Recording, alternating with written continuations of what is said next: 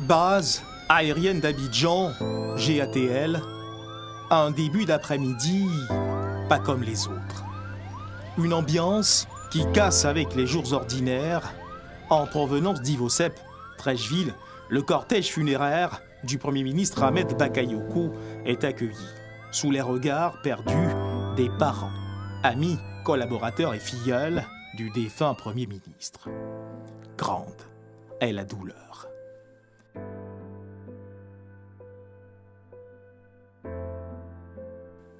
Pour ce dernier voyage en direction de Séguéla, la grande famille Bakayoko a tenu à accompagner son fils, comme pour lui rappeler cet amour incommensurable qui les unit pour la vie et que même la mort ne saurait briser.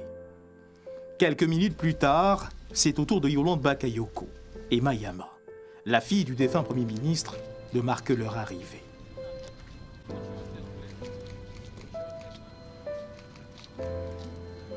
Ses fils sont également présents. La famille embarque à bord de l'appareil. Puis, c'est au tour de la photo du défunt Premier ministre d'embarquer également à bord de l'appareil.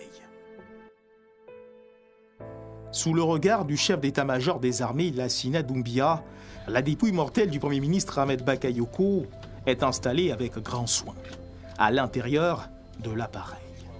Instant difficile. Instant difficile pour la famille, difficile pour ses soldats, dont il a été le patron, en sa qualité de ministre de la Défense.